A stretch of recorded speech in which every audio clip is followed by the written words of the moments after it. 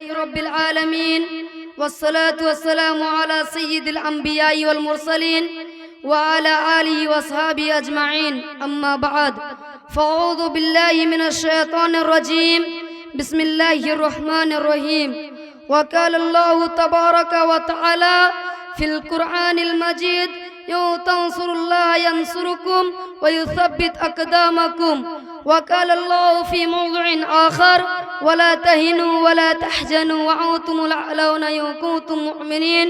सदक़ल्लाहुल अज़ीम। जब गुलिस्तां को खून की जरूरत पड़ी सबसे पहले ही गर्दन हमारी कटी। अब कहते हैं हमसे ये अहले चमन या चमन है हमारा तुम्हारा नहीं। मिल्लत इस्लामिया के पासबानों, आज मैं आप हजरात के सामने हिंदुस्तान के मुसलमान पर होने वाली सियासी और कोशिश के उन्वान पर कुछ अर्ज करना चाहता हूँ। वह है असर हाजिर और अहले ईमान। वह हिंदुस्तान जिसी की अजियत के बाग को मुसलमान अपने खून जिगर से सेचा था। वह हिंदुस्तान जिसी की आज़ादी के खातिर बैर नासनाए साहिल में कूद पड़े थे और मौजूद से खेलते मुंजदहार तक जा पहुँचे। बेपना कुर्बानियाँ के जरिए उसको परवान चढ़ाया था। आज इस हिंदुस्तान में मुसलमानों को तरह तरह की अज़ियतें और तकलीफें पहुंचाई जा रही है। मुसलमानों की कुलूब से इस्लाम की मोहब्बत को ख़त्म करने की नियत वो घिनौनी साजिश हो रही है और हम पर मुसाइब के पहाड़ टूट रहे। हम मजलूम बेकसूर फिरका परस्त उस मुल्क को कभी भी आज़ाद नहीं कर सकते। हमारी माँ और बहनों की इज्जत व आबरू लूटी जा रही है। मेरे नौजवान साथियों, यूँ तो हिंदुस्तान में किसी भी दौर मुसलमान का हामी कोई नहीं था, लेकिन जब से फिरका परिस्तों ने हिंदुस्तान में जन्म लिया उस वक्त से मुसलमानों की रही सही सुकून व चैन छीन गया, क्योंकि उन फिरका परिस्तों ने हम वक्त में इस्लाम को मिटाने के लिए न जाने कैसी कैसी रचना रची है। मेरे नौजवान साथियों, जरा गौर करें, कभी वंदे मातरम जैसी गंदी व नापाक चीजें का नाफिज करने का हुक्म होता है, जिससे की वजह से नींद हराम हो गई थी। आज बहुत सारे स्कूल और मदरसों में यह गीत गाई जाती है, जिस गीत में सरासर कुफ्र भरा है, जिस गीत को एक बार पढ़ने से मुसलमान खारिज इस्लाम हो जाता है, जिस गीत को एक बार पढ़ने से मुसलमान नहीं रहता।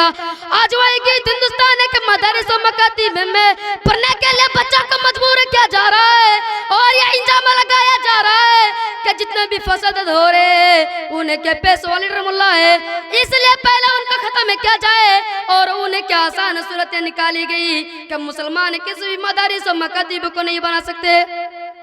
लेकिन शायद उनको मालूम नहीं है कि मुसलमानों की सांस जब तक चलती रहेगी उस वक्त तक दीन इस्लाम और मस्जिद व मकातीब को किसी तरह की आँच न आने देंगे। किसी शायर ने कहा, हम तुम्हारे धमकियों से खौफ खा सकते नहीं, हम तुम्हारे धमकियों से खौफ खा सकते नहीं, जुल्मों के आगे सर झुका सकते नहीं।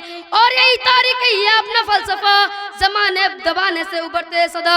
अज़ीज़ान मिल्लत, अगर वतन हमारा माल मांगे तो माल दे देंगे, अगर वतन हमारा जान मांगे तो जान दे देंगे, अगर वतन हमारा औलाद मांगे तो औलाद दे देंगे, अगर वतन हमारा तन मन धान मांगे तो सब कुछ दे देंगे। लेकिन नहीं हो सकता कि मुसलमान नबी सल्लल्लाहु अलैहि वसल्लम की जावा जलाल दे। नहीं हो सकता कि मुसलमान आखिरत को छोड़ कर दुनिया को तरजीह दे। आपको वह तारीख याद होगी कि अंग्रेजों के जुल्म ज्यादा थे जब हद से ज्यादा आगे बढ़ी और उनके होने वाले किला को मुस्मार करके उस पर तसल्ली से अकीदा बुनियाद रखना चाहा तो सबसे पहले हजरत शाह अब्दुल अजीज अलैहिर्रहमान जंग मैदान में कूद पड़े और हिंदुस्तान के खिलाफ जंग कायम है क्या, जिसके नतीजे है मुसलमानों को मुसाइब मुश्किलात के कीन में रहील वो दुश्वार घाटियों वादियों से गुजरना पड़ा। वह तारीख का एक अलमुना के किसी शायर ने कहा, टल ना सकते थे अगर जंग में उठ जाते थे, टल ना सकते थे अगर जंग में उठ जाते थे, पाँव शहरों के मैदान सुकर जाते थे, मुँह जैसे सरकस हुआ कोई तो बिगड़ जाते थे, मुँह जैसे सरकस हुआ कोई तो बिगड़ जाते थे। त्याग क्या चीज है, हम तो आपस से लड़ जाते थे। वह टीपू सुल्तान की जात थी जिसने कहकर की दर की 100 वर्ष की जिंदगी सैर किया कि दिन की जिंदगी बेहतर है। मैं इस अपनी तकरीर को खत्म करना चाहता हूँ। वमा अलैना इल्लल बलाग व अलैकुम हिसाब। अस्सलामु अलैकुम व रहमतुल्लाहि व बरकातुहू।